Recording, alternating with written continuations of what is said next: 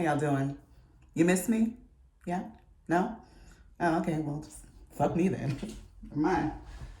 Hey guys, how you doing? It's me, only black girl. Yes, I am back. I know I have been MIA. Let me tell y'all, 2019 has been a shit year for me. But I'll make a video on that later. What I want to talk about, y'all, it's December. It is the holidays. Everybody, getting together with their family. We all, eating turkeys and mashed potatoes and ham and whatever the hell y'all be eating, green bean casseroles and unseasoned turkey leg. I don't know what the hell y'all be eating. But it's the holidays, right? The holidays is the days that we all come together as a family. And, we all have traditions and things around that. But, for adoptees, that's a lot of time, the time of years where we are reminded that we are not really included in our families. As an adoptee myself, I'm here to tell y'all, fuck all of that.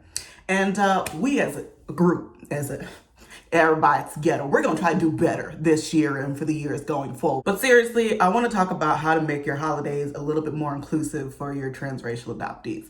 So for a lot of us, holidays really are like a huge family thing. Things that we have a lot of traditions around, things we've been doing for years and generations, and everybody kind of gets together. The problem is because there's so many traditions and everybody's so set in doing one thing that y'all have been doing for the past, it doesn't really include the transracial adoptees who are new coming to the family, right? Because we weren't there 7,000 generations ago or whatever the hell when y'all came up with these traditions. So for example, for my family, my mom's side of the family is where we have our big ass holiday celebrations. Her side of the family is very, very Danish. So everything that we do is very heavily around Danish traditions, and we do little things like making æbleskivers, which honestly go off, Google it, they're fantastic. It's fine, but we don't ever do anything that really includes the 3 black kids that are in my immediate family, the 3 Taiwanese kids that are in my aunt's family, or the 8 kids that are from Ethiopia in my other aunt's family. Like, we have a very multicultural family, but our traditions have never really broken outside of just celebrating the Danish side of the family, which is very alienating. And I think that's the case for a lot of adoptees and a lot of adoptive parents who are celebrating the holidays. It's very common. So what I want to encourage people to do is find ways to make the whole tradition inclusive. I already know you thinking, well, how exactly am I supposed to do that? I can't change my family's traditions, blah, blah, blah, blah, blah, blah, blah. Glad you asked. I'm here to help. So I talk all the time about white adoptive parents needing to make your family a multicultural family, right? In the past, you've been a white family. Before you adopted transracially, you have been a white family. That's fine. However, as soon as you adopt somebody of another race, you are no longer a white family. You're a multicultural, multiracial, whatever you want to call it, family. You are no longer just white. You can no longer just have white things in your family. You need to encompass every culture that's in your family if you give a shit and actually want to make a safe home environment for your children. And if you don't want to do that, well, then you really shouldn't be adopting, and you can, duck walk into traffic. For adoptees, a lot of times we feel left out. Like, just imagine the holidays where it's supposed to be a time where you can celebrate and be with your family and laugh and make memories, and you see everybody celebrating their culture and who they are. And then you look around and you realize there's not a single thing there that represents you. It sucks. Like, it really does suck. As much fun as I do have with my family, it sucks to always be reminded that nobody really thinks about me as a black person. So what should you do? It doesn't need to be some giant overhaul. We're changing the entire way Christmas or Hanukkah or whatever the hell is ran in this house.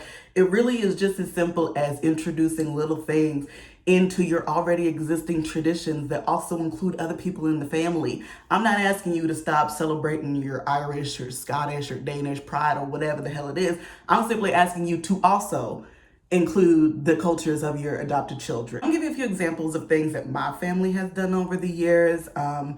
I hope that you can kind of grow and build off of that, but really it's just a little thing to kind of help you get started. I would really suggest, as always, y'all do your research, because I'm speaking from a Black perspective, but all of you don't have Black adoptees.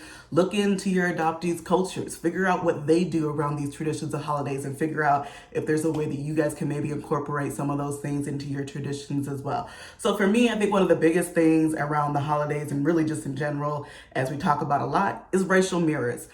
One of the things I always loved about Christmas is, I don't know where my mom got these, but we had the angel Christmas toppers, but she found a Black one, a Black woman, a dark-skinned woman, angel topper. And so we had one that was Black and we also had one that was white, and we would alternate them each year. So one year it would be the white angel, the other year it would be the Black angel. Y'all don't understand how something just as simple as having a Black angel sitting on top of our gorgeous fucking evergreen Washington State 7 feet tall Christmas tree made me feel every holiday. Bitch, I was hyped. When I knew that year I was going to see a Black queen sitting on top of that Christmas tree, bitch, I was hyped just to have little tiny racial mirrors like that. I'm not asking you to change all of Christmas. I'm just asking you to put just a little tiny bit of effort, like putting a Black angel on top of that tree. Y'all, I truly cannot explain with words how much that meant to me. It was so exciting because I love holidays and I love Christmas, and to be able to look at a Christmas tree, decorating the Christmas tree is one of my favorite things about the holidays. And so to be able to be the person who gets to put a Black queen up on top of that Christmas tree and be able to wake up every morning, walk into the living room, there's just a Black queen that look like me. She just looking down at y'all, judging y'all, watching y'all open your whack gifts.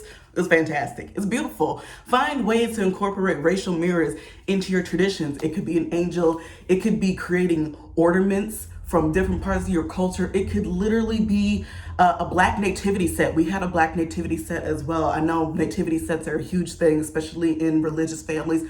Find one that has some Black people in there, or people of whatever culture your adoptees are from. Just little tiny things. I know y'all have so many different representations of your guys' white cultures around the house. Why not put some from other people's cultures in there too? It's not that hard, especially when I was growing up, when we didn't have access to all the internet shit that y'all do today, and the only thing Black in Washington was the paved roads. Y'all have so many resources out there today with the internet and social media and minority-owned businesses and shit. You really don't have no excuse to not be having racial mirrors in your house. So get on it. Another thing you can do, just find ways to make new traditions. This is something that I want to do with my future family. As much as I love the traditions my family has come up with, I am very big on creating new traditions based around the family that you currently have. You can keep some of the old ones that you have, but I think that traditions need to grow and evolve with the times and with the family that you have. So for me, like, one of the big traditions that we had growing up was, like, my grandmother. Obviously, there's 28 cousins. So that's a hell of a lot of people, and we ain't all buying gifts for all you hoes, okay? We're not doing it. I love y'all, but fuck that. Would draw names, and every person would get a name of a cousin. The adults would do the other, and that was the person who we were supposed to buy gifts for. So when it came time for Christmas, whenever we gathered all together, my grandmother would make a huge batch of rice pudding, because there's 28 kids, 5 aunties and uncles, bitch, friends, spouses, whoever the fuck. There was no time when we didn't have probably less than 60 people in my grandma's house. We got to the point where there were so many damn people, we would always joke that somebody could literally just walk in the door that we didn't know. We would just invite them to sit because we would just assume they were with somebody. Which, side note, actually happened one year, but story for another time. But anyway, so she would make this giant thing of rice pudding and put one almond in it, and whoever got the almond in their bowl was to get the first person to open their gifts, and then whoever they had would go to them, and then down the line. For us, it was like the sport of the year. Like, bitch, I am eating 75 bowls of this rice motherfucker pudding because I'm gonna get this almond, okay? Try me we can fight. Fight me, bitch. Also would do little, like, friendly family talent competitions between each family member. Each year you would have to prepare some sort of a performance, and whichever family had the best performance, you would get like a little trophy. Just little stupid things like that, that I love and I cherish to this day. But being a multiracial family, I feel like there should have been something that kind of reflected the fact that we are a multiracial family. So one of the things that my immediate family did, we had our big celebration with the whole extended family, and that was great. One of the things my immediate family did, and I don't know if this was just due to trying to have more racial mirrors, or probably just because we were poor and couldn't buy new ornaments every goddamn year.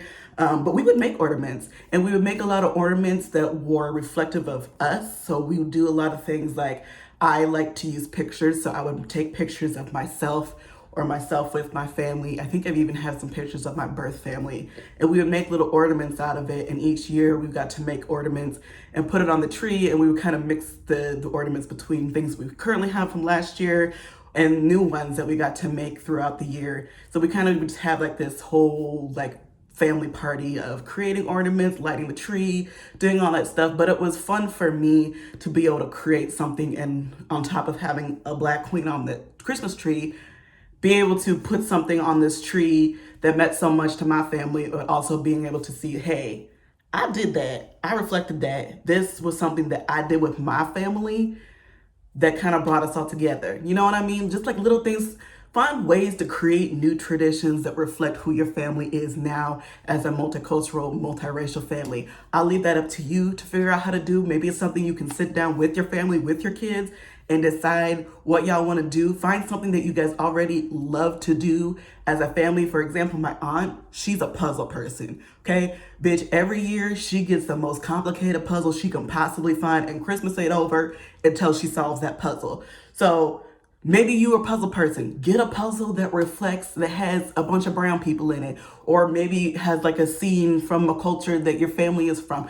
Anything. Just find something that you guys already do or already love to do, and figure out a way how to make it a fun family holiday tradition. And it would make the world of difference to your adoptees. The last suggestion I wanted to give y'all is my personal favorite, bitch.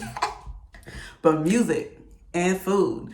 I'm gonna do a whole nother video about how important it is for white people to stop trying to force all their brown kids to listen to white music, but that's a video for another day. But music and food is so important in brown people's cultures, really in everybody's culture. That's one of the reasons why I love music. I did a whole senior presentation on this, but every culture in the world has some form of music and food, right?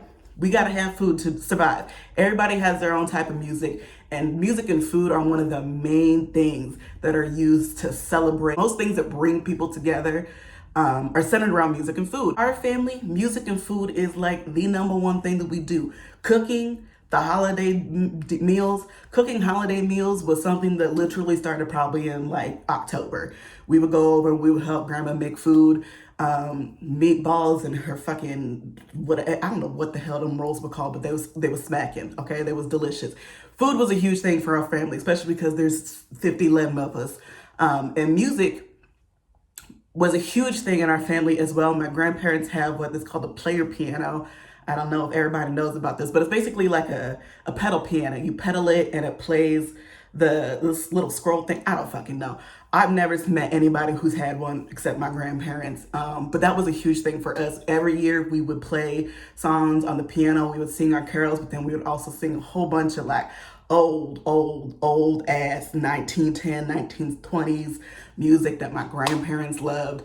Music was a huge thing. Music was always in our house. My grandparents are really the reason why I got into like Motown, The Temptations, Aretha Franklin. They still had a vinyl record player, and they still had legit original vinyls.